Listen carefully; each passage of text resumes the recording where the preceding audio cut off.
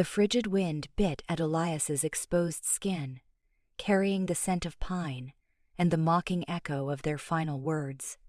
"Too weak, too emotional, too human," they'd snarled, their eyes glinting with a primal disdain as they shoved him to the edge of their territory, beyond the sacred ancient oaks that marked the boundary of the Crescent Moon Pack.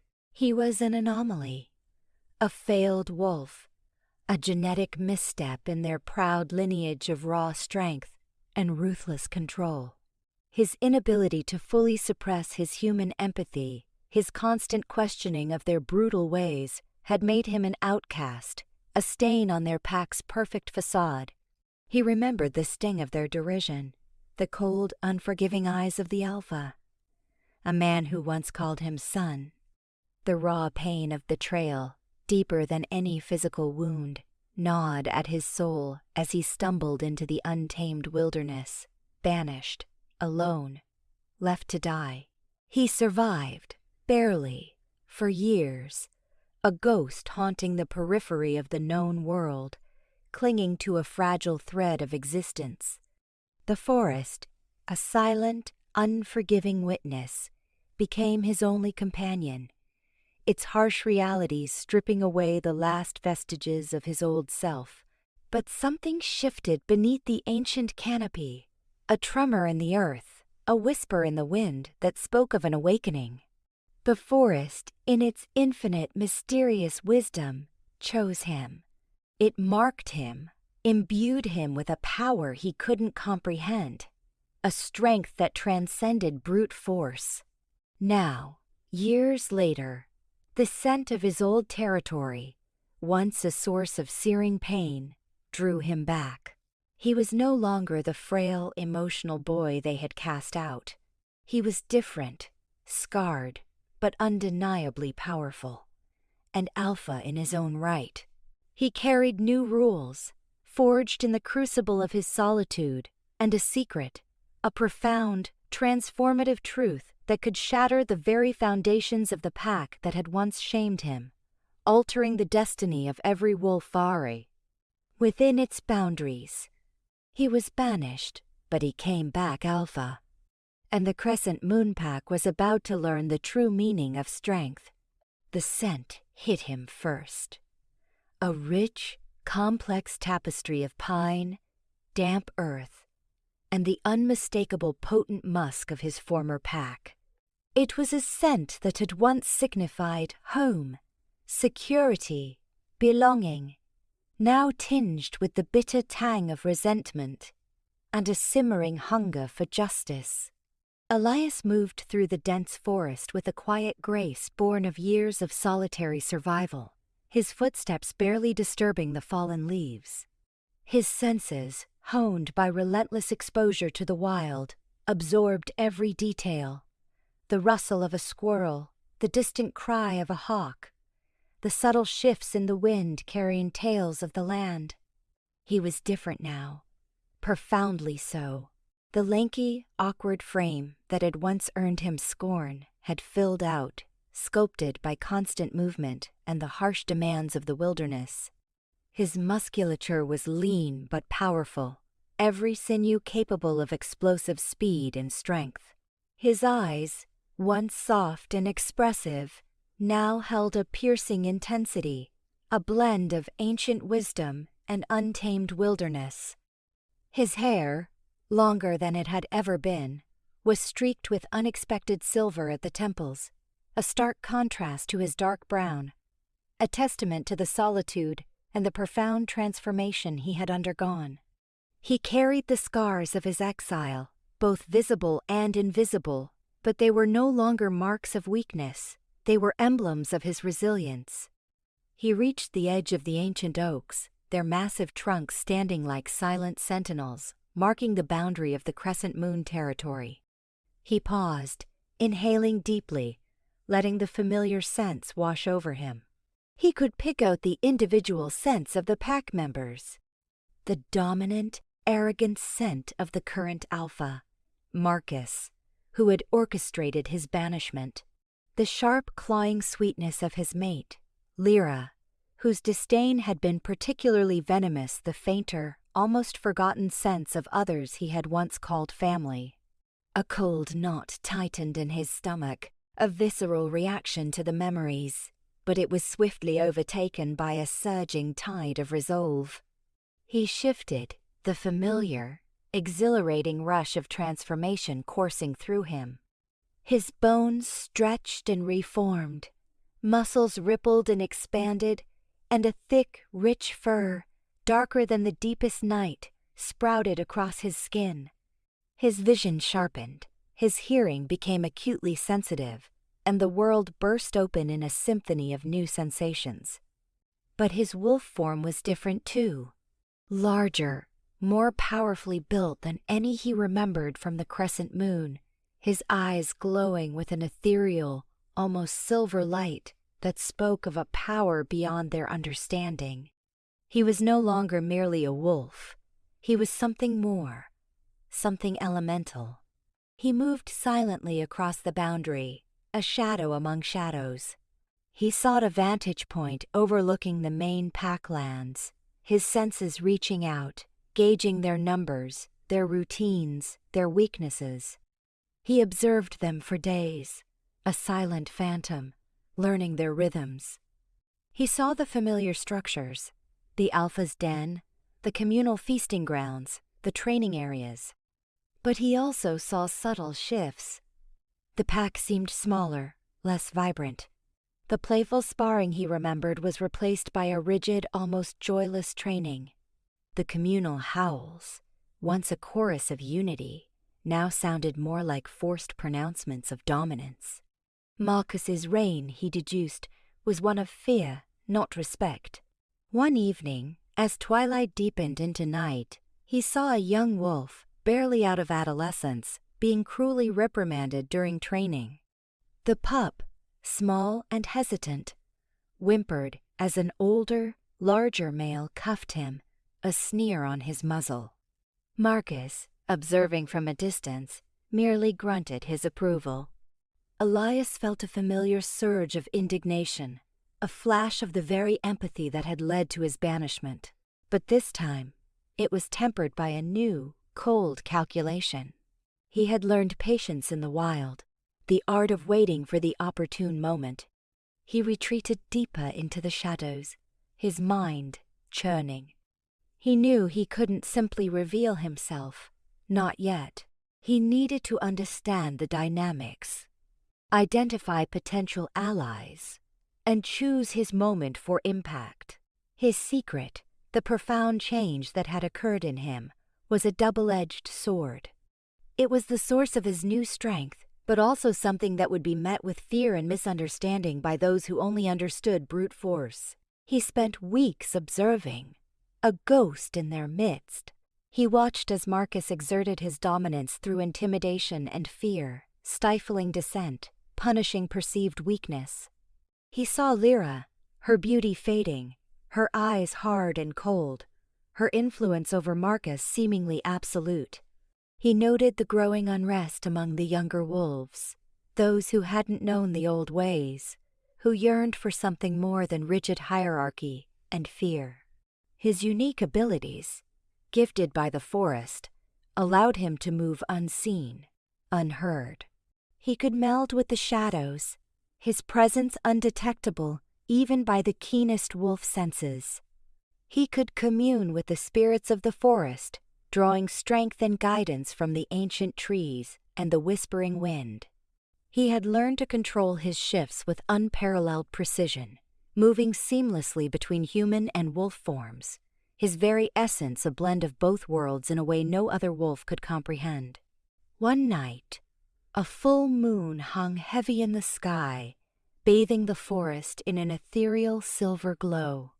The pack gathered for their ritual hunt, their howls echoing through the trees, a primal chorus of hunger and unity. Elias watched from a hidden ridge, his heart aching with a familiar longing for the pack bond, but his resolve solidified by the knowledge of what he had become. He was no longer an outcast. He was an alpha in his own right, chosen by the very essence of the wild.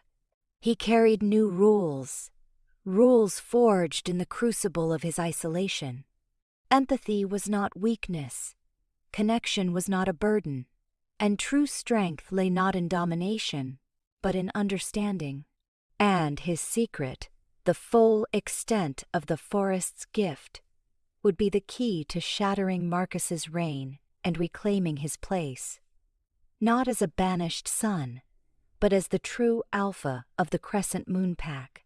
The time for observation was drawing to a close. The time for his return was fast approaching. The full moon's luminescence seemed to amplify the pack's rigid adherence to tradition, a sterile, joyless ritual that confirmed Elias's suspicions about Marcus's leadership. He watched the hunt unfold, a choreographed display of dominance where the strongest wolves claimed the best kills, leaving the younger, less assertive members to scavenge. This was not the communal hunt he remembered, where every wolf contributed and shared, where the pack moved as one cohesive unit, bound by mutual respect. This was a demonstration of power, a brutal reminder of the hierarchy Marcus enforced. His heart ached with a familiar pang of longing for what the pack once was, a family united by something deeper than fear.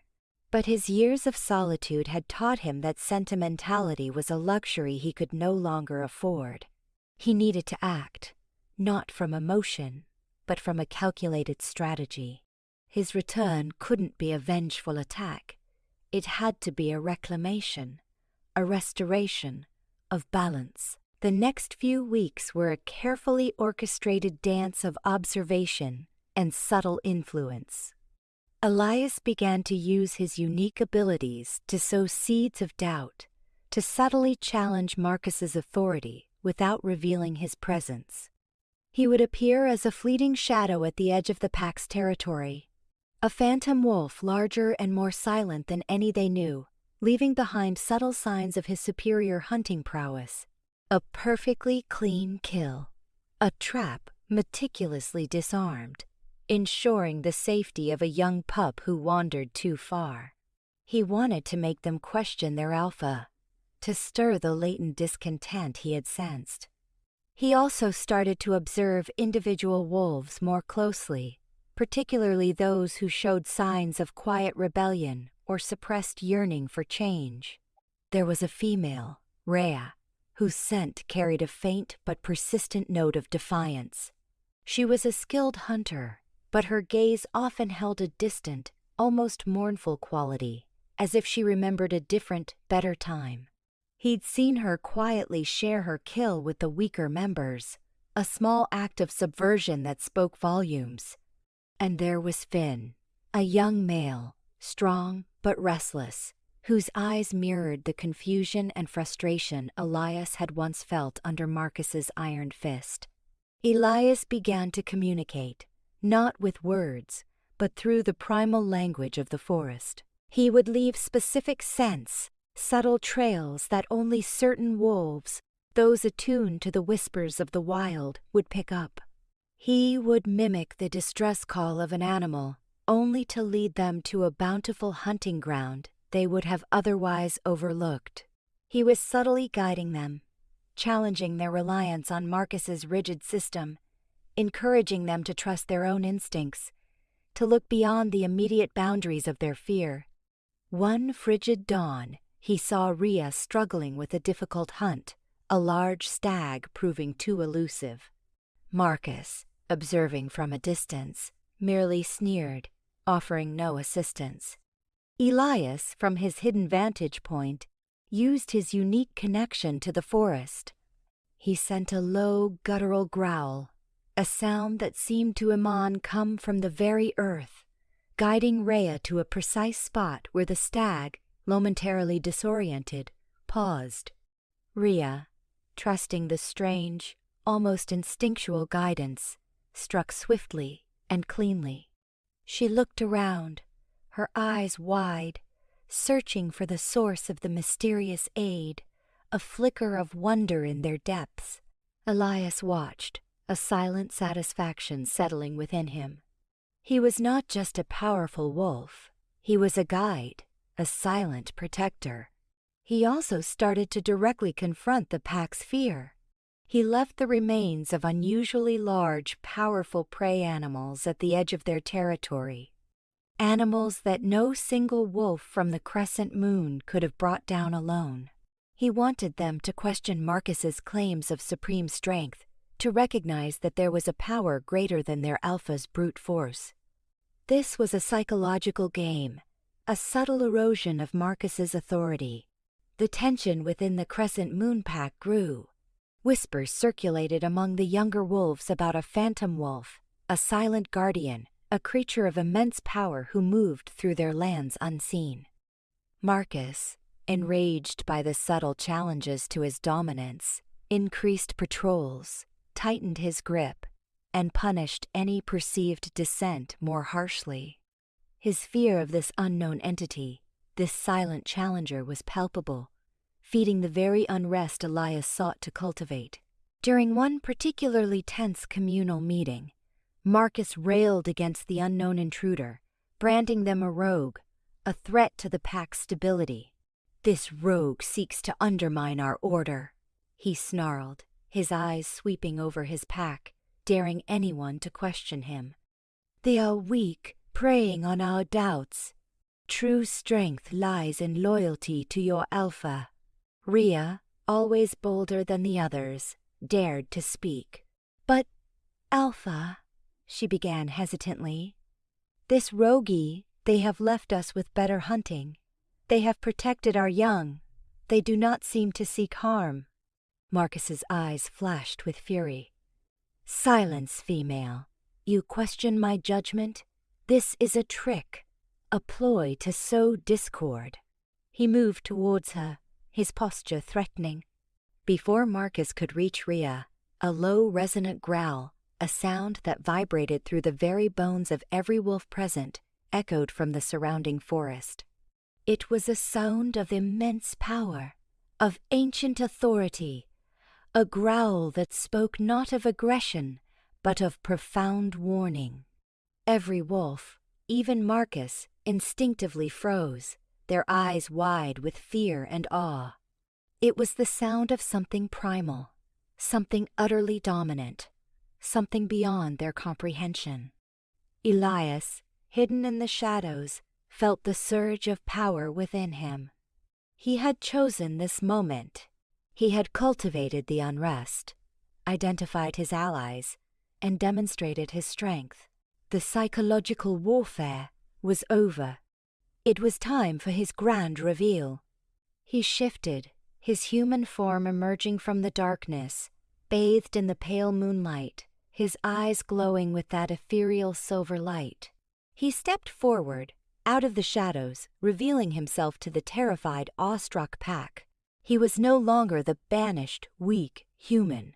He was a returned wolf, an alpha of immense, unknown power, carrying a secret that would shatter their world and forever change the destiny of the Crescent Moon Pack.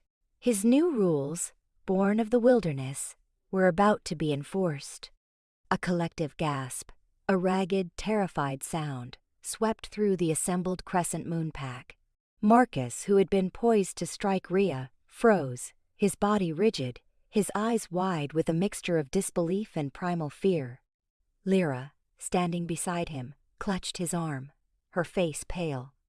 The rest of the pack simply stared, their muscles coiled, ready to flee or fight, utterly bewildered by the spectral figure that had emerged from the moonlit shadows. Elias stood before them, bathed in the ethereal glow, his human form powerfully built, yet radiating an almost otherworldly aura. His dark hair, streaked with silver, framed a face that held both the stoicism of the wilderness and the piercing intelligence of ancient knowledge. But it was his eyes that truly captivated them, glowing with an internal silver light, reflecting the profound transformation he had undergone. They recognized him, dimly, the faint echoes of the boy they had banished, but the man before them was a stranger, imbued with an undeniable, terrifying power. "Elias?" Marcus's voice was a guttural whisper, laced with shock and a dawning comprehension of the impossible. How? How are you alive? Elias's voice, when he spoke, was low and resonant, carrying the ancient wisdom of the forest, each word delivered with unshakable authority. I survived, he stated, his gaze sweeping over the trembling pack, lingering briefly on Rhea and Finn, recognizing the flicker of hope in their eyes amidst the fear. The wilderness. It teaches different lessons than you did, Marcus. It taught me true strength. He shifted, slowly, deliberately, into his wolf form. The transformation was breathtaking, a seamless flow of muscle and bone, fur and sinew. He was larger than any wolf they had ever seen, his coat a deep midnight black, his silver eyes glowing with an even more intense light. He moved with an effortless power, radiating an aura of dominance that made every wolf, even Marcus, instinctively lower their heads, a primal submission. You cast me out for being weak, too human, Elias continued, his voice a low growl that vibrated through their very bones, carrying the raw power of the wild. You saw empathy as a flaw. You ruled with fear and control, stifling the very spirit of this pack. His gaze fixed on Marcus, cold and unwavering. You are not fit to lead. Marcus, recovering slightly from his shock, snarled, trying to reassert his authority. You are a rogue, an abomination. This is my pack. You have no right to return. He shifted into his own wolf form, still a powerful beast, but dwarfed by Elias's imposing presence. He lunged, a desperate challenge. Elias met Marcus's charge with an effortless grace. He didn't fight with brute force alone, but with a fluid, almost ethereal movement that seemed to anticipate Marcus's every move. He deflected, dodged, and countered, his larger frame moving with a supernatural speed. He didn't seek to kill, but to utterly dominate, to break Marcus's spirit. With a final swift movement, Elias pinned Marcus to the ground, his massive paw on the older alpha's throat, his silver eyes burning into Marcus's. The air crackled with raw power. You speak of right? Elias growled, his voice a chilling whisper. You speak of abomination. You who banished your own, who starved your own spirit. The forest chose me, Marcus. It infused me with its power, its wisdom. I am the true Alpha, born not of bloodline alone, but of broadline, wilderness, and resilience. He pressed down, just enough to convey his absolute dominance, then released Marcus, who lay panting, defeated, his eyes wide with terror and grudging acknowledgement of Elias's overwhelming power. Elias turned to face the stunned pack, shifting back into his human form, his silver eyes still glowing. I bring new rules, he declared, his voice resonating with authority. Rules forged in the heart of the wild. Empathy is not weakness, it is understanding. Connection is not a burden, it is strength. This pack will no longer be ruled by fear. It will be guided by respect, by shared purpose, true unity. Rhea, emboldened by Elias's decisive victory, stepped forward, her eyes shining with a mixture of awe and dawning hope. What do you mean, Alpha? She asked, her voice trembling but clear. What are these new rules? Elias looked at her, a faint, almost imperceptible softening in his gaze. We will share our hunts, equally. We will protect our young, every single one, not just the strongest. We will learn from our human side, not suppress it. We will connect with the land, not just exploit it. And every wolf will have a voice. Every wolf will contribute. This will be a pack of choice, not of enforced loyalty. His gaze swept over the pack, settling on Lyra, whose face was a mask of fear and confusion. He then looked at Finn, who watched him with unmasked admiration. The transformation he promised was radical, a complete overhaul of everything they knew. But in the defeated silence of Marcus, in the awestruck faces of the pack, a seed of hope began to take root. They had witnessed true power, not just brute force, but something ancient, something profound. Elias was not merely an alpha. He was a leader unlike any they had ever known, carrying a secret that had just begun to unfurl, promising to reshape the very destiny of the Crescent Moon Pack. His banishment had led him to this moment, to this return, and now, the true test of his leadership, the rebuilding of a broken pack, would begin. The silence that followed Elias's declaration was thick with a mixture of awe, confusion, and nascent hope. Marcus, still sprawled on the ground, defeated and humiliated, slowly struggled to his feet, his eyes burning with a desperate, defeated rage. Lyra, her face a mask of fear and resentment, stood frozen beside him. The rest of the pack remained still, their gaze fixed on Elias, absorbing the impossible reality of his return and his undisputed dominance. "The traditions," Marcus snarled, his voice hoarse with humiliation. "You would abandon our traditions? Our strength lies in our ways." Elias met Marcus's gaze, his silver eyes unwavering. "Your ways, Marcus, led to fear, stagnation, and banishment. They almost destroyed the spirit of this pack. True tradition is about evolution, about adapting, about growing stronger by embracing wisdom, not by clinging to outdated cruelty." His voice, though calm, held an undeniable authority that brooked no argument. "The power I wield, the strength I have found, comes from a connection to something deeper than brute force. It comes from the very essence of the wild, a wisdom you chose to ignore." He turned from Marcus, his gaze sweeping over the rest of the pack. "Anyone who chooses to follow Marcus's path," he stated, his voice resonating with clarity, "is free to leave. There will be no banishment, no punishment. But this pack, under my leadership, will operate under new principles. Principles of mutual respect, shared responsibility, and true unity. The Skell choice is yours." The silence stretched, tense and palpable. No one moved.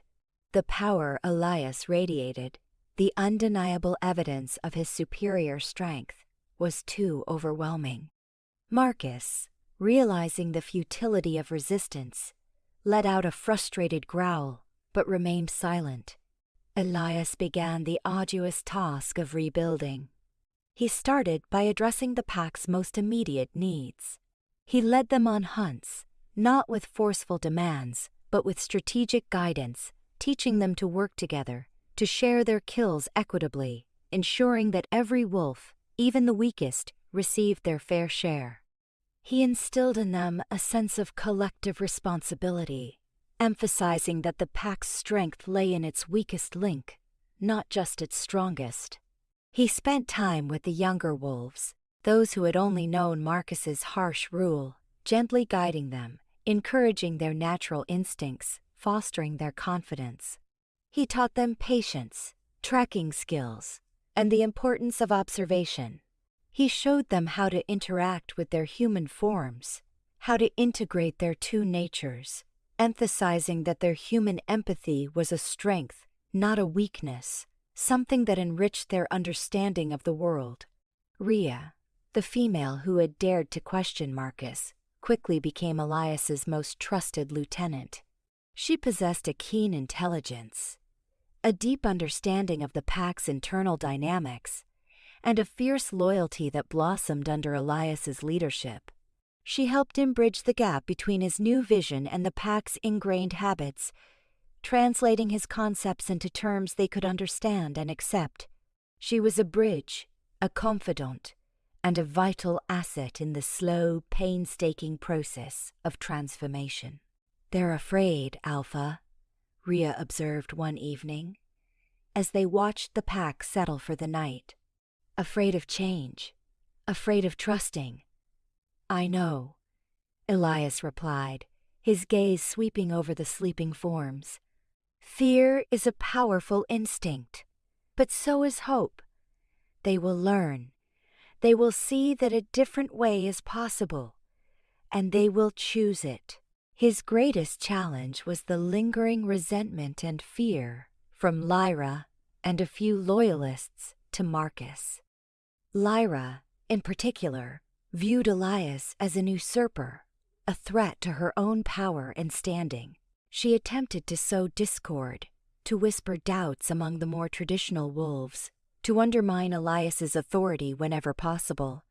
She clung to the old ways, to the rigid hierarchy that had given her status. Elias, however, refused to be drawn into petty squabbles. He met her antagonism with calm resolve, demonstrating his leadership through action, not through empty threats. He allowed her space, but always subtly countered her attempts to undermine him, isolating her influence through his unwavering commitment to fairness and unity. He understood that true leadership was not about crushing dissent, but about demonstrating a superior path. He also spent time with Finn, the young male who had shown such frustration under Marcus. Finn, eager to learn, absorbed Elias's teachings like a sponge. He quickly became one of the pack's most promising young hunters, his skills honed by Elias's patient guidance. He saw in Finn a reflection of his younger self, a wolf who yearned for purpose and understanding, and he nurtured that potential with care. The transformation of the Crescent Moon Pack was slow, incremental, but undeniable. The fear that had once permeated their existence began to dissipate, replaced by a tentative trust, then a growing sense of community. The hunts became more cooperative, the sparring more playful, less aggressive. The howls, once hollow, now rang with a genuine unity, a chorus of shared purpose. The young pup that Marcus had punished, now called Jasper, blossomed under Elias's gentle encouragement, his confidence growing with each successful hunt, each shared meal. Elias knew that his secret, the full extent of the forest's gift, was yet to be fully revealed to the pack. He had demonstrated his dominance, his new rules, but the true nature of his power, the source of his profound connection to the wild, remained a mystery to them. He sensed that revealing it too soon, before they had fully embraced his new way of leadership, could lead to fear, even rejection. They had to be ready to understand that strength could exist beyond the purely physical, that power could come from a deeper, spiritual connection to the world around them. He knew that Marcus, though defeated, was still a presence, a festering wound in the pack's psyche. He watched for opportunities, for subtle shifts in power, knowing that the old Alpha would not remain quiescent forever. The true test of Elias's leadership, the full integration of his new ways, depended on not just his strength, but on the pack's willingness to truly embrace the radical shift he represented. He had come back Alpha, and the Crescent Moon Pack was slowly, cautiously, beginning to understand the profound implications of his return and the secret that had yet to be fully laid bare. The steady, deliberate transformation of the Crescent Moon Pack under Elias's leadership was a testament to his unique blend of strength and empathy. The initial awe and fear slowly gave way to a burgeoning respect, then to genuine loyalty. The pack, once a rigid hierarchy governed by Marcus's iron fist, began to rediscover a sense of unity and shared purpose. The younger wolves, unburdened by the ingrained traditions of fear, adapted quickly, their spirits lighter, their confidence growing with each passing day under Elias's guidance. Elias continued to work tirelessly, not just in guiding hunts and enforcing new protocols, but in subtly reshaping the pack's culture. He fostered open communication, encouraging every wolf to voice their concerns and contribute their ideas, a stark contrast to Marcus's dictatorial rule. He emphasized the importance of individual strengths within the collective, ensuring that each wolf felt valued and essential to the pack's success. The communal meals became true gatherings of family, filled with laughter and camaraderie, replacing the tense, silent affairs of Marcus's reign. Rhea, as Elias had predicted, became his invaluable partner. Her understanding of the pack's internal dynamics, combined with her innate empathy, allowed her to bridge gaps, mediate disputes, and translate Elias's vision into practical terms for those who struggled with the dramatic shift. She possessed a quiet authority that resonated with the pack, earning their trust and respect. She and Elias often spent hours discussing strategies, their minds working in seamless synergy, their mutual respect deepening with each shared challenge. "They're learning to trust again, Alpha," Rhea observed one moonlit night, as they watched the younger wolves playfully sparring, their movements fluid and unburdened by fear. "And they're learning to laugh." Elias nodded, a faint smile touching his lips. "It's a start, but the deeper shifts, the ones within their spirits, those take time." He paused, his gaze sweeping over the thriving pack. "And Marcus, he still casts a shadow." Indeed, Marcus, though deposed, remained a simmering threat. He kept to himself, a surly, defeated presence on the periphery of the pack, surrounded by a handful of aging loyalists, including Lyra. He brooded, his eyes filled with simmering resentment, watching Elias with venomous hatred.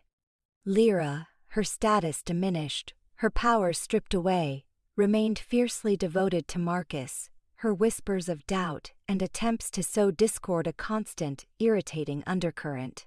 She clung to the old ways, unable to adapt, unable to accept the profound changes Elias had brought. Elias understood that Marcus represented the old order, a physical manifestation of the fear and brutality he was trying to eradicate.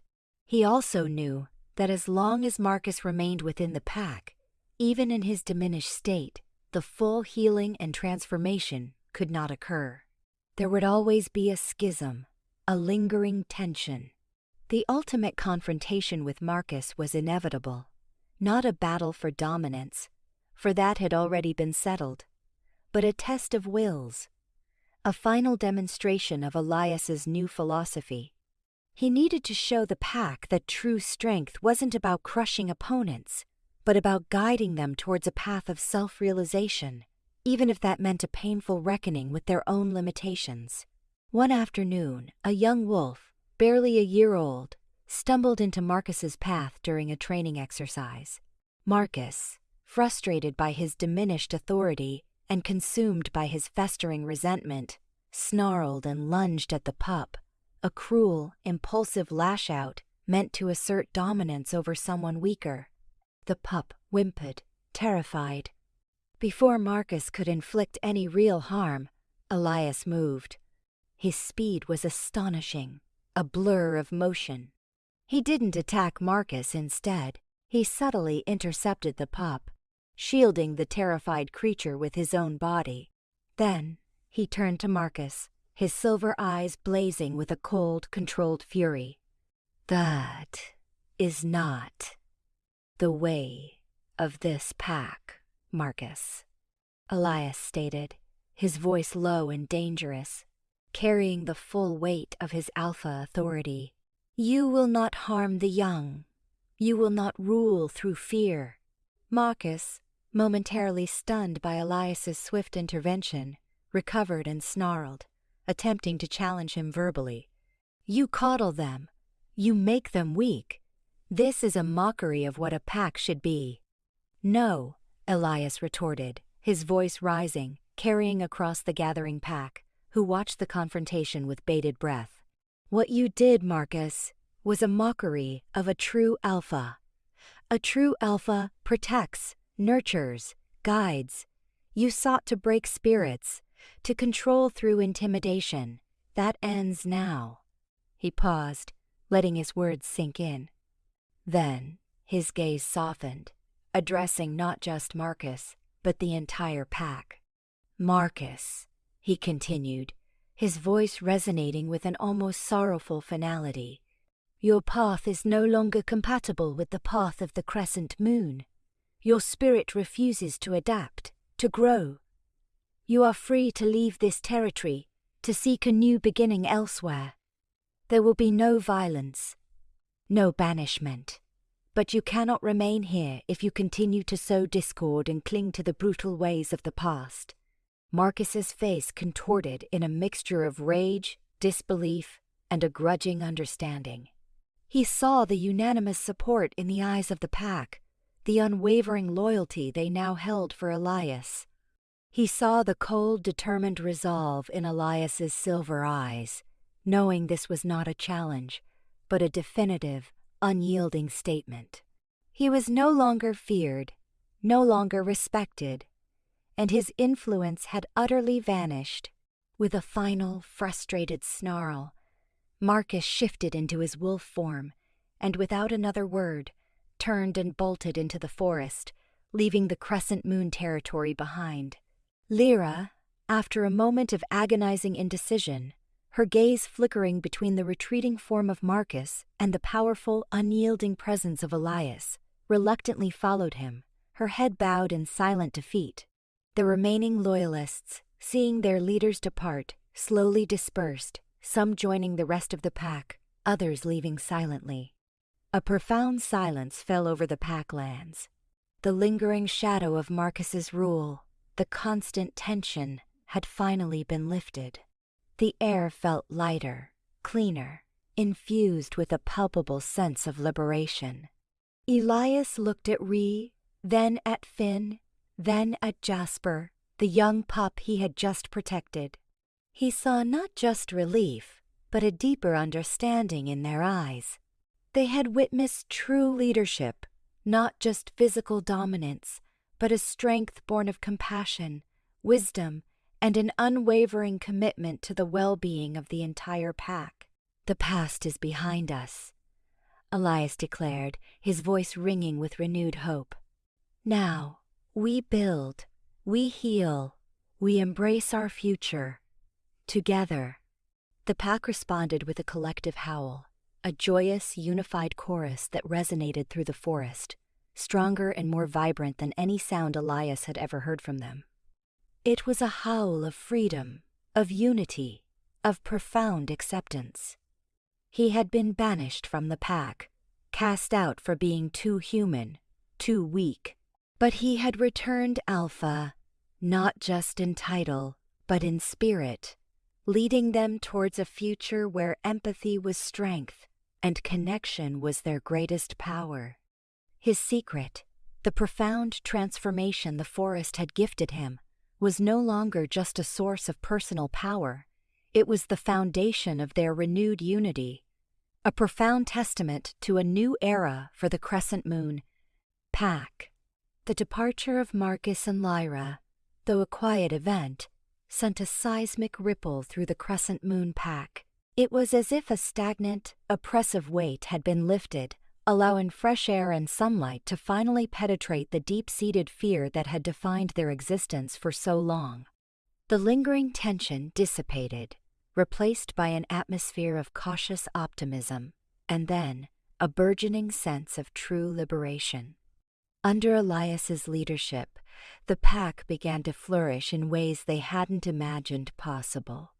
The daily routines, once rigidly enforced, now became fluid, adaptable, driven by cooperation rather than command. Hunts were conducted with greater efficiency and shared joy, each wolf contributing their unique skills, knowing their efforts would be equally rewarded. The younger wolves, unburdened by the constant threat of Marcus's disapproval, experimented with their abilities, their playful sparring becoming a true expression of their growing strength and confidence. Elias encouraged this exploration, fostering an environment where growth and learning were paramount. Rhea solidified her position as Elias's second-in-command, a vital bridge between his new vision and the pack's understanding. Her sharp intellect and empathetic nature allowed her to effectively communicate Elias's philosophy, mediating disputes with a calm wisdom that resonated with the pack. She often brought him insights into the pack's internal dynamics, subtle tensions or unspoken concerns, allowing Elias to address issues proactively and with sensitivity. Their partnership was a seamless blend of his visionary leadership and her grounded understanding, a powerful force for unity. Finn, the young male who had shown such early frustration, thrived under Elias's tutelage. He became a lead scout, his keen senses and strategic mind proving invaluable in exploring new territories for hunting and expansion. He was a natural leader among his peers, mentoring younger wolves with a patient, encouraging demeanor that mirrored Elias's own. Jasper, the pup Elias had defended, blossomed into a confident, curious young wolf, his initial timidity replaced by a playful energy and a deep, unwavering loyalty to Elias. Elias also began to slowly, carefully, reveal more about the nature of his transformation. He didn't explain it in scientific terms, for it transcended human understanding, but through demonstration and subtle guidance. He showed them how to truly listen to the forest, how to discern the whispers of the wind, the vibrations of the earth, the language of the animals. He taught them to connect with their environment on a deeper, almost spiritual level, drawing strength not just from their physical forms, but from the ancient energies of the wild. He led them in exercises that pushed the boundaries of their senses, showing them how to navigate by star patterns alone, how to track prey through the most subtle sense, how to move through the forest with such profound silence that even the wary deer remained unaware. He helped them to understand that their human emotions, often dismissed as weakness, were in fact powerful tools for empathy, for understanding, for connection. This integration of their human and wolf natures, rather than the suppression Marcus had demanded, made them stronger, more adaptable, more complete. "The forest speaks to us," Elias explained one night, gathered around a crackling fire, the pack members listening intently. "It offers its wisdom, its strength. We must learn to listen, to be a part of it, not just to take from it." He demonstrated a heightened sense of hearing, picking up the rustle of a squirrel miles away, then explaining how to interpret those subtle sounds, not just as noise, but as information. He spoke of the balance of nature, the symbiotic relationship between predator and prey, and how their role as wolves was to maintain that balance, not to exploit it. This deeper connection to the wild, a concept alien to Marcus's pack, resonated powerfully with many. It gave their existence a profound meaning beyond mere survival and dominance. It tapped into an ancient, almost forgotten part of their heritage, a deeper understanding of their place in the world. As spring turned to summer, a new challenge emerged, albeit one of a different nature. A small human settlement, a group of homesteaders, began to establish themselves deeper in the forest, encroaching on the pack's traditional hunting grounds. This was not an aggressive invasion, but a slow, persistent creep of human civilization, threatening to disrupt the delicate balance Elias was striving to maintain. The pack, still wary of humans due to past conflicts, instinctively reacted with aggression. Several younger wolves began to patrol the periphery of the homestead, their hackles raised, their growls a clear warning. Elias knew that a direct confrontation, A display of brute force would only lead to inevitable conflict, bloodshed, and the potential exposure of their existence. He needed a different approach, one that balanced protection of their territory with the wisdom of peaceful coexistence. "We will not attack them," Elias declared to the pack, his voice firm, quelling their rising tension. "Not yet. We will observe, we will understand their intentions, and we will find a way to coexist, or to guide them to a path that does not threaten us." His decision was met with murmurs of discontent from some of the more traditional wolves, those who still clung to the old ways of driving out human intruders. Ree, however, stood by his side, her gaze unwavering, her support a powerful affirmation. Elias began a series of clandestine observations of the homesteaders. He shifted into human form, moving silently through the forest, watching them from a distance. He learned their routines, their numbers, their intentions. He discovered they were a small, peaceful group, mostly families, seeking fertile land to cultivate, fleeing hardship in distant cities. They were not hunters, nor were they heavily armed. They were simply trying to build new lives. He knew he couldn't allow them to expand indefinitely into the pack's prime hunting grounds. But he also understood that an aggressive response would be short-sighted and ultimately detrimental to the pack's long-term survival.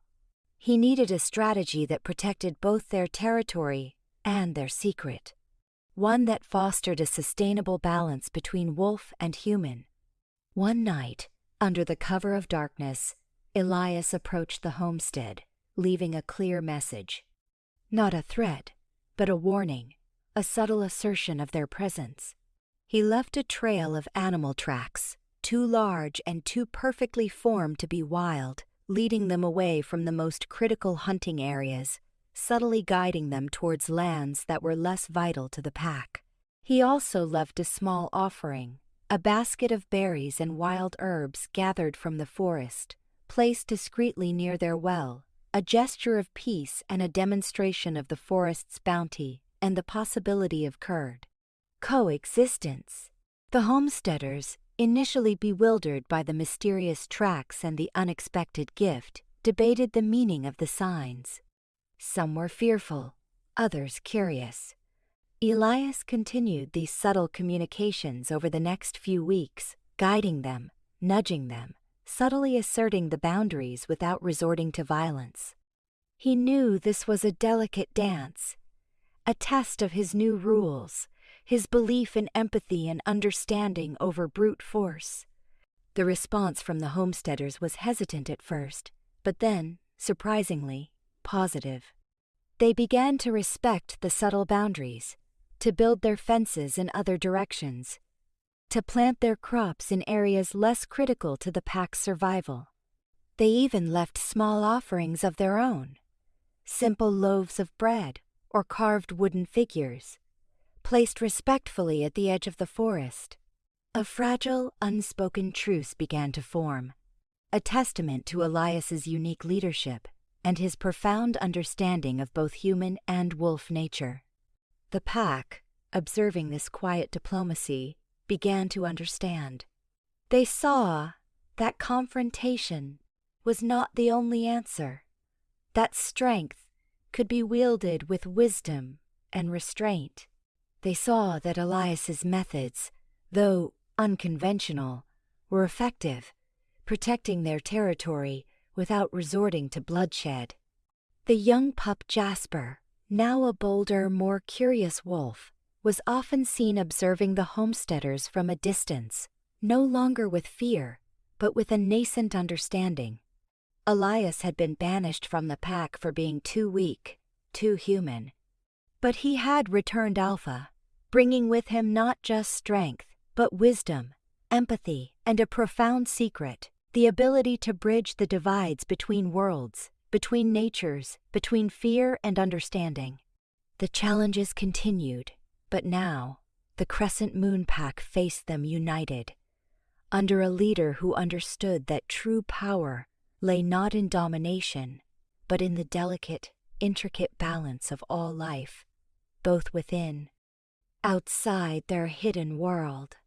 His rule was not about imposing his will, but about guiding them towards a deeper, more harmonious existence, ensuring their survival and their enduring spirit. The fragile truce between the Crescent Moon Pack and the human homesteaders solidified into an uneasy yet functional coexistence.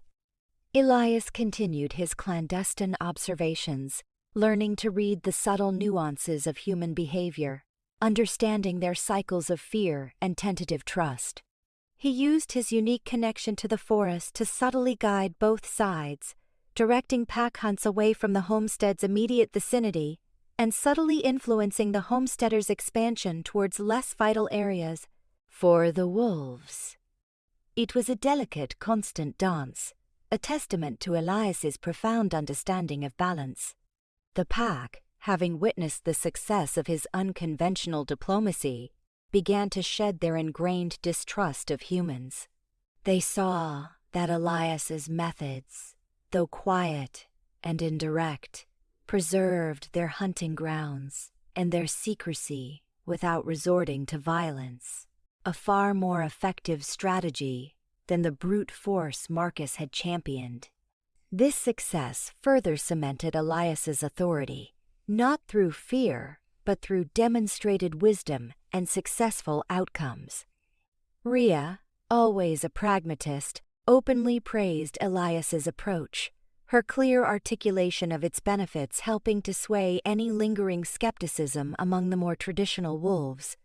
Finn, now a seasoned scout, became adept at reading the human signs, using his skills to maintain the invisible boundaries. Beyond the immediate external challenges, Elias turned his attention to the internal health of the pack. He recognized that years of Marcus's oppressive rule had left deeper scars than just fear. There was a subtle erosion of the pack's social structures, a loss of individual identity within the rigid hierarchy. Elias sought to heal these wounds, to foster a pack where every wolf felt valued, where their unique gifts were recognized and celebrated.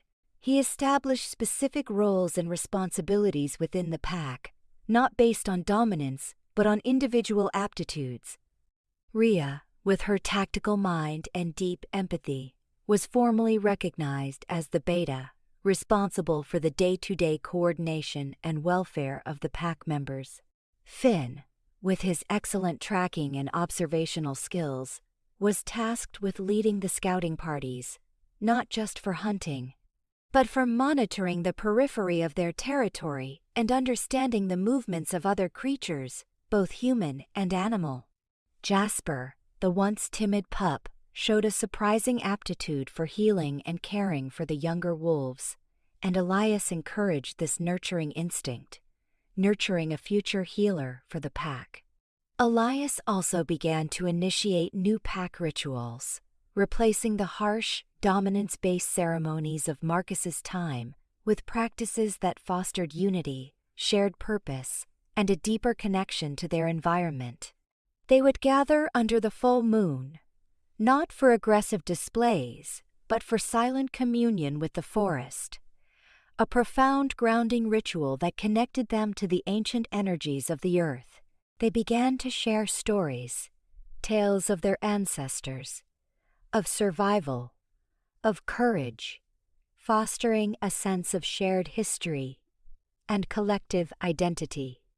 Elias himself, once so guarded, began to share stories of his exile, of the profound lessons the wilderness had taught him, and of the transformative power of embracing one's true nature.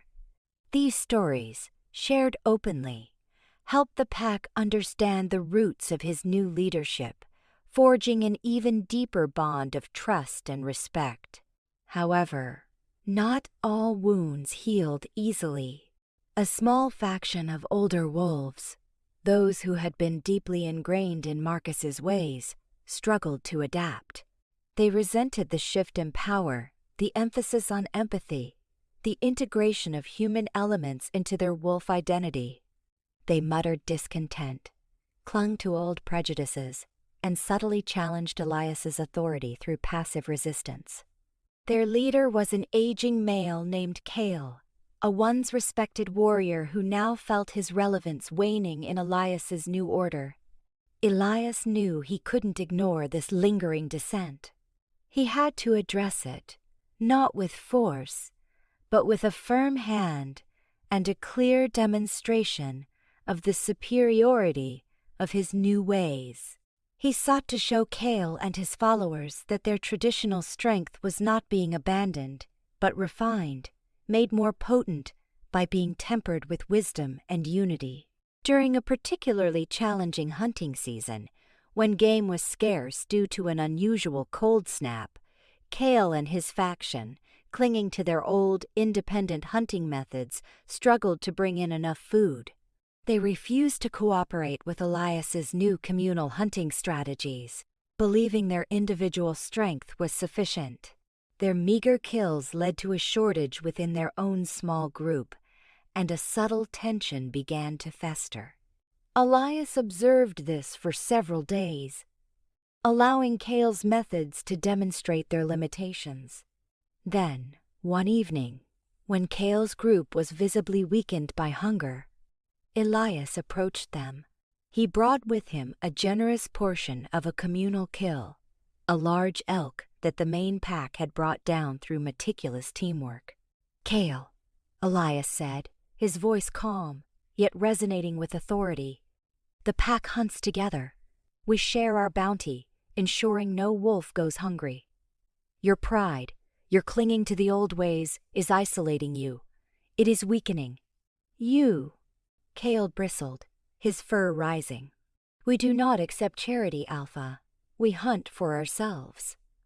"This is not charity, Kale," Elias countered, his silver eyes unwavering. "This is the way of a true pack. This is unity. This is strength forged not in isolation, but in collaboration. Your skills as a hunter are valuable, Kale, but they are more powerful when integrated with the collective. Your wisdom, your experience, is needed by the younger wolves, but only if you allow yourself to learn new ways as well."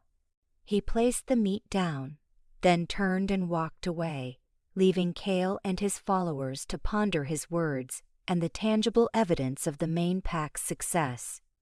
The gesture, a combination of generosity and firm assertion, was powerful. Kale, faced with the undeniable reality of their hunger and the clear demonstration of Elias's inclusive leadership, felt a crack in his rigid resolve. The next morning, Kale and his followers, their pride bruised but their stomachs empty, cautiously approached the communal hunting party. They didn't speak, but their silent participation was a profound acknowledgement of Elias's wisdom. Elias welcomed them without a word, seamlessly integrating them into the hunting formation. Kale, following Elias's subtle directions, rediscovered the synergy of a united hunt, the efficiency and abundance that came from collective effort. By the end of the day, Kale's face, usually grim and unyielding, held a flicker of something akin to awe, a grudging respect for the new Alpha's methods. The small faction, gradually, began to integrate. They participated in the new rituals, shared their stories, and found their place within the thriving Crescent Moon Pack. The last vestiges of internal dissent dissolved, replaced by a true, cohesive unity.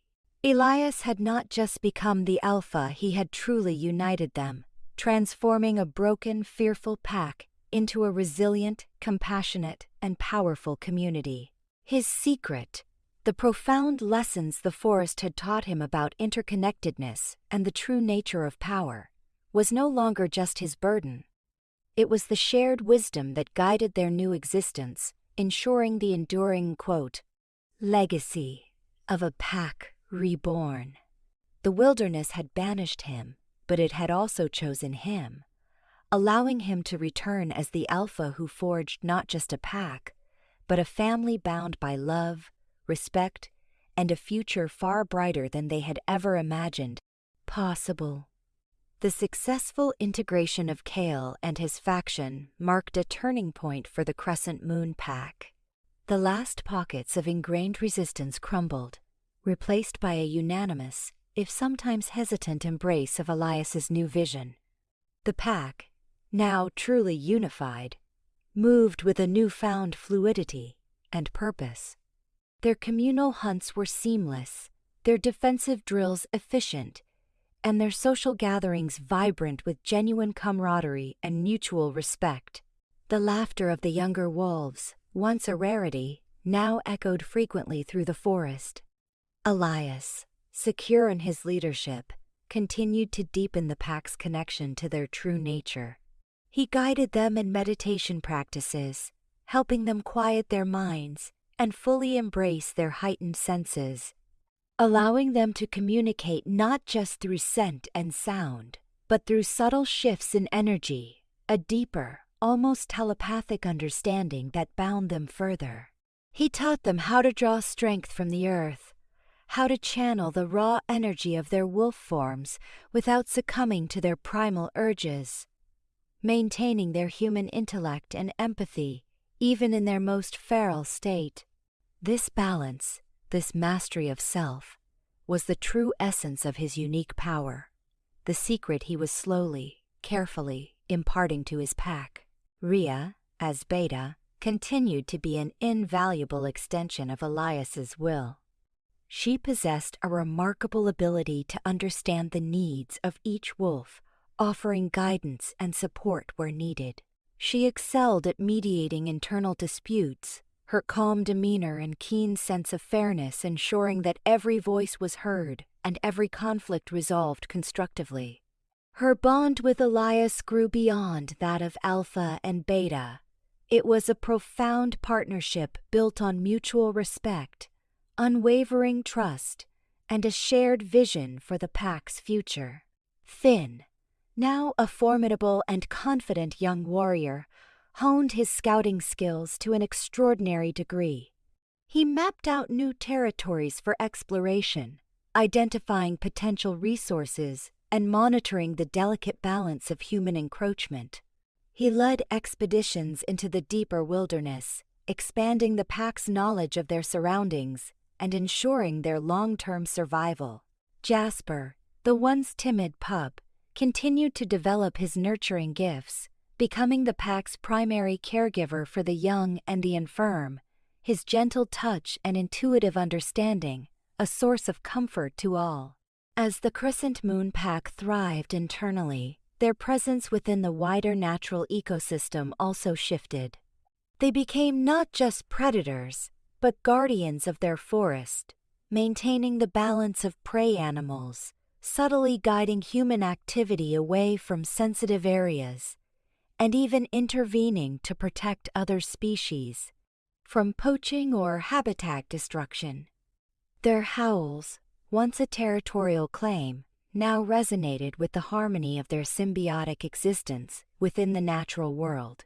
However, the world beyond their forest was constantly evolving, and new threats, more insidious than direct conflict, began to emerge. Rumors of increased human expansion, not just homesteaders, but larger, more organized logging operations, began to filter into their territory. These operations, driven by commercial greed, threatened not just specific areas, but the very fabric of the forest, the ancient trees that were the source of Elias's power and the pack's spiritual well-being. One bitter winter, Finn returned from a long scouting expedition, his face grim. "Alpha," he reported, his voice tight. "They're moving faster than we anticipated. Large-scale logging camps on the far eastern edge. They're cutting down ancient growth. The air smells of sawdust and desperation." Elias felt a cold dread creep into his heart. This wasn't a subtle encroachment. It was a devastating assault on the very essence of their home. These loggers would clear vast swaths of forest, destroying habitats, displacing countless animals, and ultimately rendering their land uninhabitable for a pack of wolves. He immediately gathered the pack. His voice, usually calm and reassuring, held a new gravity as he explained the threat. "This is not about a boundary or a single hunting ground," he stated, his gaze sweeping over their concerned faces. "This is about the forest itself, the trees, the creatures, the very spirit that sustains us. These logging operations will destroy it." The pack responded with a surge of primal anger. Their instincts screamed for confrontation, for a show of force to drive out the invaders. But Elias, remembering the lessons of coexistence, raised a calming hand. "We will not resort to violence first," he declared, his voice firm. "We will find another way, a way that protects the forest, without bloodshed if possible. We will use wisdom, not just tooth and claw." He devised a multi-pronged strategy. Finn and his scouts would monitor the logging camps, identifying their routines, their weaknesses, and their vulnerabilities. Rhea would organize the pack for a series of subtle, non-violent interventions, aiming to disrupt the logging operations without directly harming the humans. And Elias, relying on his unique connection to the forest, would attempt to communicate with the forest spirits, seeking guidance and drawing on its ancient wisdom for a solution. Their first actions were subtle. They began to dismantle logging equipment, not with destructive force, but with meticulous precision. Chainsaws would go missing, their parts scattered deep in the forest. Fuel lines would be severed, making engines inoperable. Pathways would be subtly rerouted, leading loggers astray. These were the work of phantom wolves, unseen and unheard, leaving the loggers bewildered and frustrated.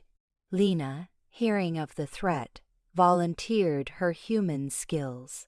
She began researching logging laws, land ownership, and environmental regulations, seeking legal loopholes or avenues to challenge the logging company. She discovered that the company, a large, distant corporation, had likely acquired the land through questionable means, perhaps even illegal practices, relying on the remoteness of the area to avoid scrutiny. This information was a potential weapon, a way to fight them on their own terms. One moonlit night, Elias, in his wolf form, ventured deep into the ancient parts of the forest, the places where the oldest trees stood, their towering forms reaching towards the stars. He sat in silent meditation, his senses reaching out, merging with the very essence of the forest.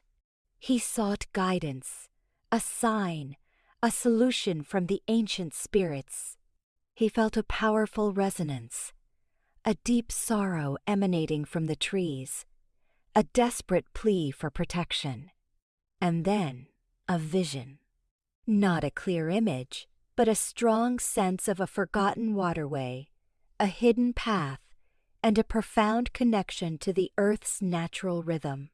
He returned to the pack, his mind buzzing with a daring, unconventional plan. It was risky, requiring immense coordination and an even deeper trust in his leadership. He proposed a massive, coordinated effort to subtly but significantly alter the landscape, diverting a hidden underground spring, a source of water he had communed with, to flood the logging roads and create new, impassable wetlands. This would make the logging operations economically unfeasible without causing direct harm. The plan was met with a mix of awe and skepticism. It required an immense effort from the entire pack, a level of synchronized earth-moving and hydrological understanding that was unprecedented. But Elias, with Rhee's unwavering support, convinced them. He explained the profound impact of their actions, the long-term benefits for the forest, and the elegant solution that avoided bloodshed. For weeks, the pack worked tirelessly, moving earth, clearing debris, and subtly altering the natural flow of water. all under the cover of darkness, unseen by human eyes. Elias, in his colossal wolf form, directed their efforts, his powerful paws moving tons of earth, his connection to the very ground allowing him to sense the subtle shifts in the water table. Lena, during her human research, found additional legal vulnerabilities for the logging company, preparing their legal team for a potential showdown. Finally, a powerful storm rolled in, its heavy rains triggering the diversion. The new channels swelled, overflowing their banks, transforming the logging roads into muddy, impassable bogs. The logging equipment, left behind, became mired in the deep mud, making extraction impossible. The vast stretches of forest, once slated for clear-cutting, were now protected by a natural barrier, a thriving wetland that would soon become a vibrant new habitat. The logging company, faced with impossible logistical challenges and the mounting legal pressure Lena had orchestrated, retreated, defeated not by violence, but by the subtle, intelligent power of the pack and the Pacanier. Wisdom of the forest itself.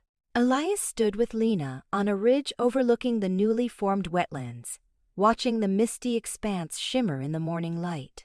The land, once threatened, now hummed with a renewed vitality.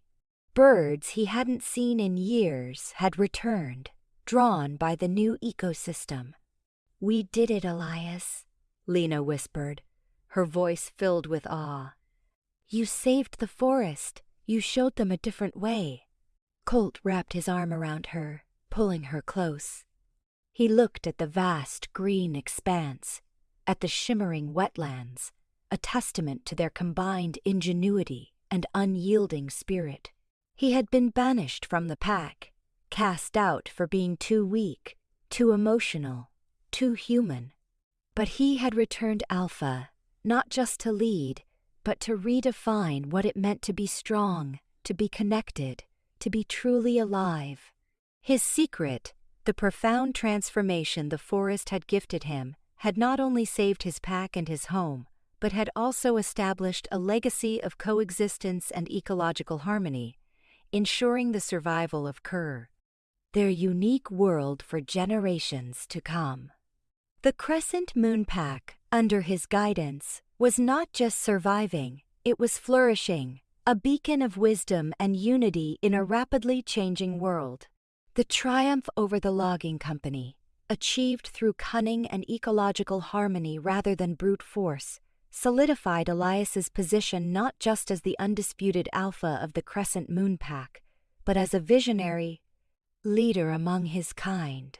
The success resonated deeply within the pack, demonstrating in undeniable terms the power of his new rules: empathy as strength, wisdom over aggression, and profound connection to their environment.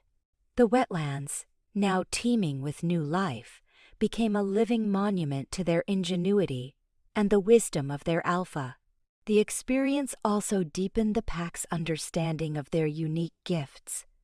Elias began to train them more rigorously in sensing the subtle energies of the forest, in communicating with its various inhabitants, and in understanding the intricate balance of the ecosystem. He encouraged them to spend time in their human forms, integrating their intellect and creativity with their primal instincts, ensuring they were not just powerful wolves, but complete beings, capable of navigating both the wild and the encroaching human world. Rhea, as Beta, flourished under this expanded vision. She was instrumental in organizing the pack's efforts, her practical leadership ensuring that Elias's ambitious plans were meticulously executed. She also developed a keen sense for internal emotional currents, providing Elias with invaluable insights into the needs and concerns of individual wolves, allowing him to guide them with greater empathy. Her bond with Elias, forged in shared leadership, evolved into an unbreakable trust, a silent understanding that transcended words. Finn, now leading his own group of highly skilled scouts, extended the pack's reach further than ever before. He established a network of hidden observation points, meticulously monitoring human activity and reporting any potential threats or opportunities. His reports were no longer just about movement. They included intricate details about human intentions, their technologies, and their social structures, allowing Elias to make informed decisions about coexistence. Jasper, the once timid pup, now a compassionate and skilled healer, broadened his knowledge of medicinal plants and natural remedies, often spending hours in the forest, learning from Elias and the ancient wisdom of the wild Gwat. He created a detailed inventory of the forest's healing resources, ensuring the pack had everything they needed for their well-being. His gentle demeanor made him a trusted confidant for many of the younger and older wolves who sought his soothing presence and healing touch. As the years passed, the Crescent Moon Pack became a true sanctuary, a hidden haven where ancient traditions of wolfkind blended with a forward-thinking approach to survival in a changing world. They were not just a pack, they were a thriving community, bound by mutual respect, shared purpose, and a deep, abiding love for their land and each other. Their secret, the full extent of Elias's unique gifts and the profound transformation he had undergone, remained safe, guarded by the very success it had fostered.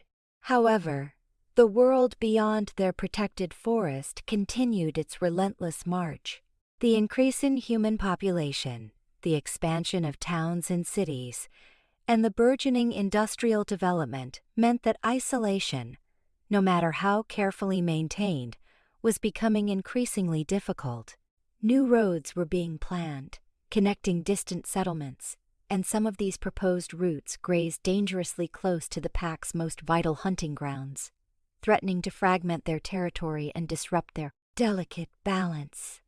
One spring, Finn returned from a long-range scouting mission, his face etched with a deeper concern than Elias had seen in years. "Alpha," he reported, his voice low, "I found them. Engineers. Surveying land for a major new highway. It cuts directly through the Silverwood Glade." The Silverwood Glade. It was the heart of the pack's territory, an ancient, sacred place where the moon's light seemed to linger, where their ancestors were said to rest, and where the most powerful spiritual energies of the forest resided. It was also a critical wildlife corridor, essential for the health of the entire ecosystem. A highway through it would be catastrophic, not just for the pack, but for the entire region. Elias felt a cold dread settle in his stomach. This was a challenge on an unprecedented scale. A threat that might not be averted with subtle redirection or clever legal maneuvers alone. This was a direct, unavoidable confrontation with the relentless forces of human progress. He gathered the pack, his voice calm but grave, as he explained the new threat. "This is different," he stated, his silver eyes sweeping over their concerned faces. "A highway is not a logging road. It is a permanent scar on the land. It will divide our territory, disrupt migratory paths, and shatter the peace we have fought so hard to build." The pack bristled, their hackles rising, their instincts screaming for a direct, aggressive response. They were stronger now, more united, more confident in their abilities. They wanted to fight, to defend their sacred ground with tooth and claw. "No," Elias declared, his voice firm, quelling the rising tension. "Not yet. We will not reveal ourselves in violence, not unless absolutely necessary. We will use wisdom, our unique strengths, and every non-lethal means at our disposal. This is a battle for the heart of our home, and we will fight it with intelligence and strategy, not just brute force." He explained his plan. Finn and his scouts would gather every possible detail about the highway project, its financial backing, its political support, its construction schedule, Ria would help organize the pack for a series of escalating non-violent disruptions, making the construction process increasingly difficult and costly for the human engineers. And Elias, now in deeper communion with the forest than ever before, would seek its most ancient and profound wisdom, searching for a way to appeal to the very forces of nature itself. Lena, as a human, would play a crucial role. She would research the project from the human side, digging into public records, environmental impact reports, and local politics. She would seek out human allies, environmentalists, and sympathetic landowners who might also be threatened by the highway's route. She would be their eyes and ears in the human world, their bridge to understanding and influencing the forces that threatened them. Their first actions were subtle, mirroring their previous success. Survey markers would disappear overnight, plans would be mysteriously altered, and equipment would malfunction in inexplicable ways. Construction sites would be plagued by unusual wildlife activity. Flocks of birds suddenly nesting in crucial areas, or sudden, localized swarms of insects making work impossible. These were the whispers of the forest, orchestrated by Elias and his pack, subtly pushing back. Lena, meanwhile, immersed herself in human bureaucracy. She discovered that the highway project, while seemingly legitimate, had several environmental and historical vulnerabilities. It threatened endangered species habitats, sacred ancestral burial grounds of forgotten human tribes, and critical water sources for local farming communities. She began to write letters, not to the general public this time, but to specific environmental agencies, historical preservation societies, and local land rights groups. She built a network of human allies, quietly drawing their attention to the project's flaws. One moonlit night, Elias led the pack to the very heart of the Silverwood glade. He stood before the largest, most ancient oak, its gnarled branches reaching like twisted arms towards the sky. He shifted into his colossal wolf form, his silver eyes glowing with an intense, otherworldly light. He pressed his massive paws against the sacred earth, his senses reaching out, connecting with the very roots of the forest, seeking its ultimate, primal power. He felt a profound response, a surge of ancient energy, a deep resonance that spoke of the earth's own protective will. He returned from his communion with a daring, almost impossible plan, a secret known only to himself and the deepest energies of the forest. It was a plan that relied not on brute force or even subtle disruptions, but on the Earth's own rhythm, its geological vulnerabilities.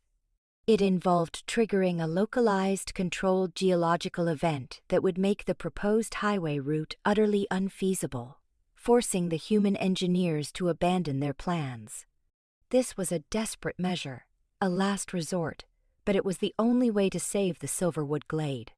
The plan was audacious, dangerous, and required immense focus and control.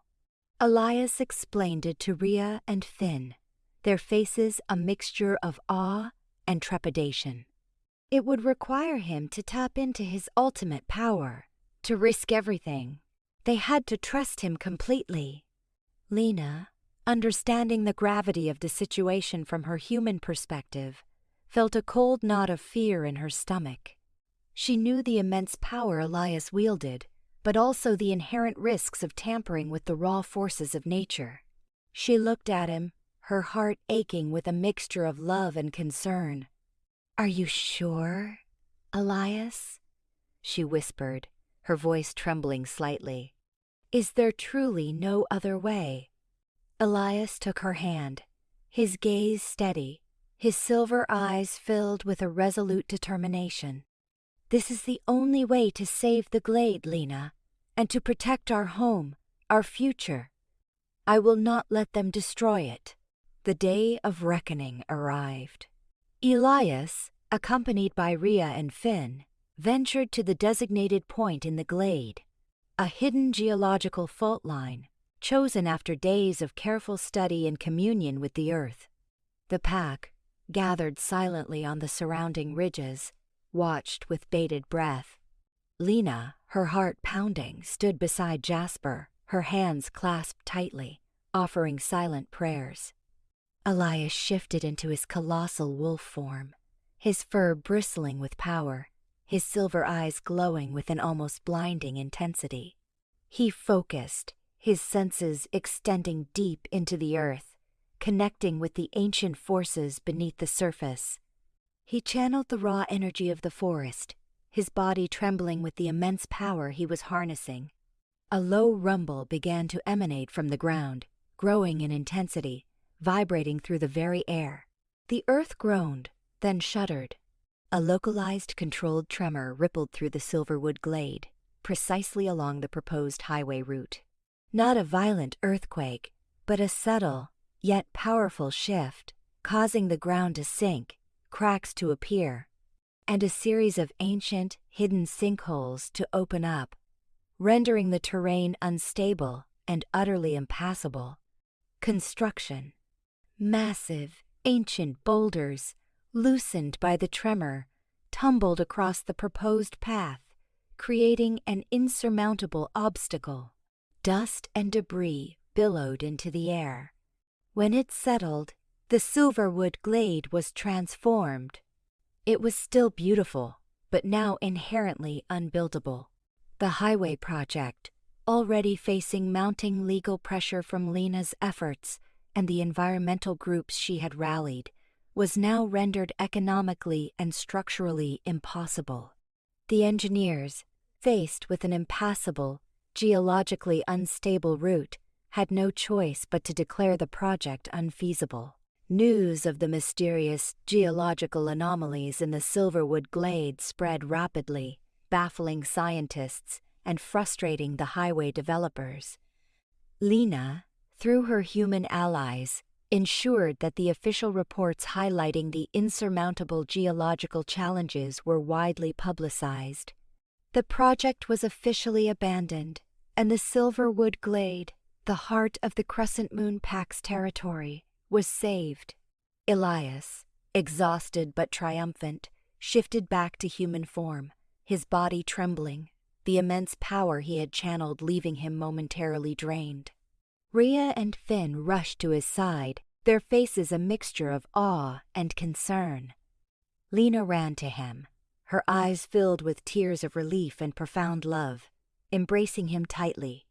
"You did it, Elias," she whispered, her voice muffled against his chest. "You saved us. Again." Colt, the banished wolf, had returned as an alpha, not through brute force, but through a profound connection to the wild, a wisdom that transcended the physical, and a love that anchored him.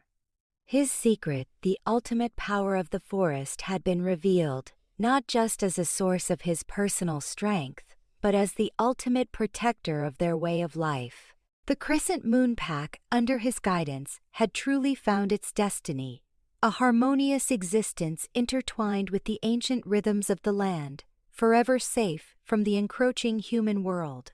Their story was no longer just about survival. It was about thriving, about leading, and about the enduring legacy of a love that reshaped a pack and protected an entire ecosystem. The successful repulsion of the highway project marked a profound and permanent shift for the Crescent Moon Pack. It was their ultimate test, proving the efficacy of Elias's unique brand of leadership and the power of integrating their primal instincts with human intellect and empathy. The Silverwood glade, now a natural fortress of unstable earth and ancient boulders, stood as a silent, powerful monument to their victory, a testament to the earth's own protective will and Elias's extraordinary connection to it. The incident resonated deeply within the pack. Any lingering doubts about Elias's methods, any whispers of skepticism, were completely extinguished. They had witnessed firsthand the immense power he wielded, a power that transcended mere physical strength, a power that could move the very earth. They understood now that Elias was not just an alpha by dominance, but an alpha chosen by the forest itself, a conduit for its ancient energies. Their respect for him deepened into a reverent awe, and their loyalty became absolute. Elias, in turn, continued to guide them with a gentle hand and unwavering wisdom. He focused on strengthening the pack's internal bonds, fostering a culture of profound trust and mutual support. He encouraged creative expression, seeing it as another facet of their human nature that enriched their wolf spirits. Some wolves took to carving intricate designs into fallen wood. Others composed haunting melodies with their howls, and even more embraced the quiet introspection that allowed them to connect more deeply with their inner selves and the world around them. Rhea, as Beta, became an even more integral part of the pack's ongoing development. She led training exercises that emphasized agility, strategy, and coordinated teamwork over brute strength. She expanded the pack's communication methods, developing a nuanced system of sense, sounds, and body language that allowed for complex, silent coordination during hunts and defense. Her bond with Elias, a silent understanding forged through countless challenges, was the bedrock of the pack's stability. They often communicated with a mere glance, a subtle shift in posture, their minds working in effortless synergy. Finn, now a master scout, used his enhanced senses to monitor the subtle changes in the human world.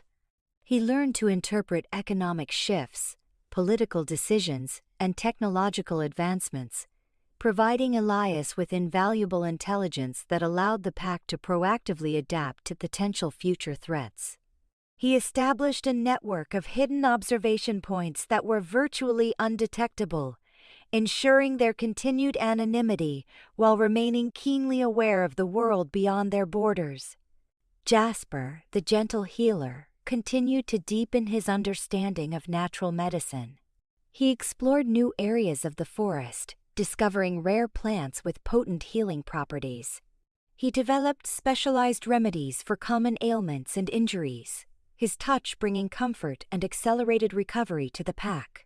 He also began to teach the younger wolves about the importance of ecological balance, showing them how the health of the plants and animals directly impacted their own well-being. As the years passed, the Crescent Moon Pack became legendary among the unseen communities of the wild.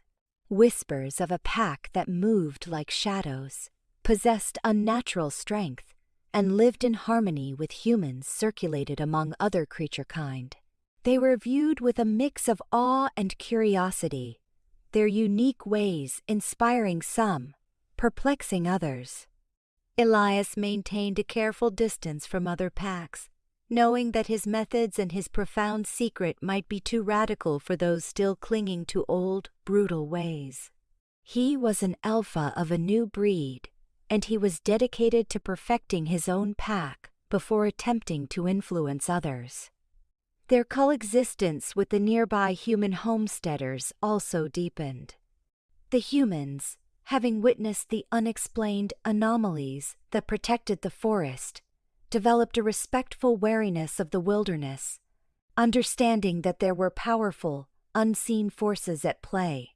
They learned to farm in harmony with the land, respecting the unspoken boundaries, and often left small offerings of their harvests at the edge of the forest as a gesture of peace. Elias, in turn, occasionally left them discreet gifts of wild game or medicinal herbs, fostering a fragile but enduring truce that benefited both communities. One crisp autumn evening, many years after his return, Elias stood with Rhea, Finn, and Jasper on a high ridge overlooking the vast expanse of their territory. The full moon cast a silver sheen over the forest, illuminating the thriving pack below. The air was filled with the scent of pine and crisp leaves, and the gentle sounds of their contented existence. "We have come far, Alpha," Rhea murmured, her gaze sweeping over the serene landscape, from fear and brokenness to this. Elias nodded, his silver eyes reflecting the moon's light, a profound sense of peace settling within him. "It was not just my path, Rhea," he said, his voice soft but resonant. "It was the path we chose together. Every wolf, every human interaction, every challenge it shaped us. It made us stronger." Finn stepped forward, his eyes bright. "And the secret, Alpha? The true nature of your power? Will you ever reveal it fully to other packs? To the world?" Elias looked out at the moonlit forest, a faint, knowing smile touching his lips. "The forest reveals its secrets when the time is right, Finn. When the world is ready to listen. For now, our strength, our unity, our way of life, that is the most powerful revelation. It is the living proof that a different path is possible." He paused, then turned to his trusted lieutenants, his gaze filled with a deep affection. "My journey began with banishment. They cast me out for being too human, too emotional, too weak. But the wilderness, in its infinite wisdom, chose me. It remade me. It taught me that true strength lies not in suppressing who you are, but in embracing every part of your being, in connecting with the world around you, in finding balance between the wild and the human." Jasper, the healer, stepped closer, his gentle eyes filled with understanding. "And that secret, Alpha," he added, his voice soft, "is in all of us now, in the way we live, in the way we are." Elias nodded, his gaze sweeping over his thriving pack. He had been banished from the pack, cast out and left to die. But he had returned, not just as an alpha, but as a catalyst for profound transformation. He had forged a new path, a new way of being, a legacy that extended far beyond his own lifetime. The Crescent Moon Pack, once a fractured shadow of its former self, now stood as a testament to resilience, unity, and the enduring power of a leader who dared to redefine strength, proving that even from the depths of despair, a true alpha can rise, bringing forth a golden age for those can quote. He guides. Their story, etched into the very ancient trees of the Silverwood glade, whispered by the wind, was a timeless legend of transformation, wisdom, and profound, enduring power.